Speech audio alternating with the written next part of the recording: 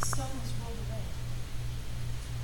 No guards, no body, no nothing. For a moment, I could almost imagine that it hadn't even happened. Almost, but not quite.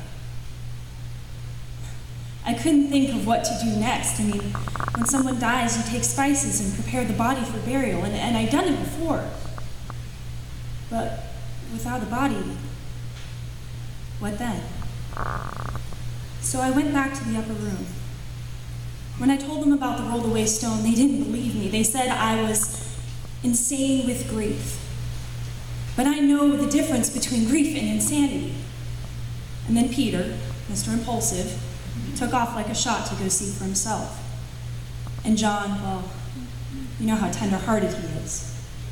If there was any chance he was going to go check for himself.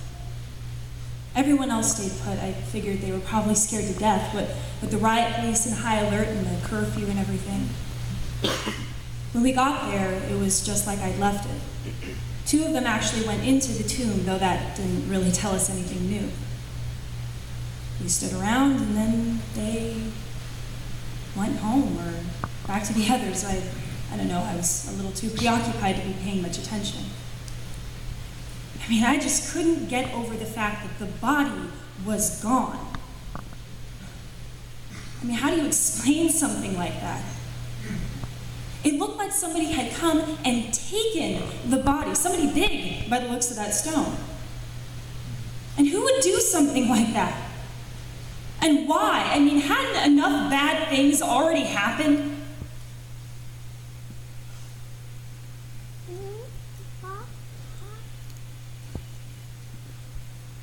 Then,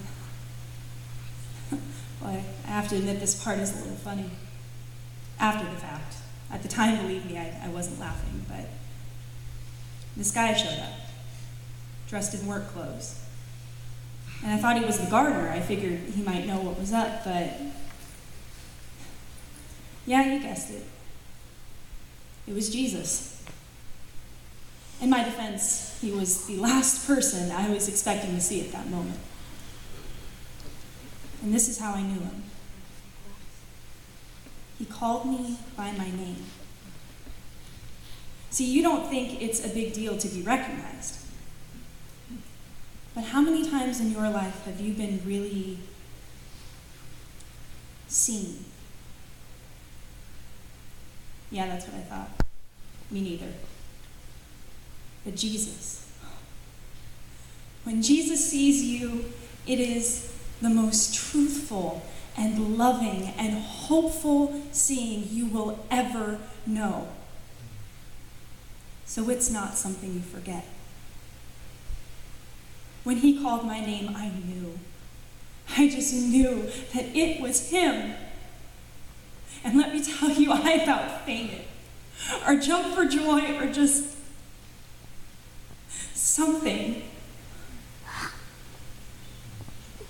I could have stayed with him forever. In fact, I was thinking about never letting him out of my sight again. But he told me to go tell the others that he'd meet up with us later. Who was I to say, no thanks. I don't think I'm going to do what my risen Lord just told me to do. So I tore on back to the others and told them all about it.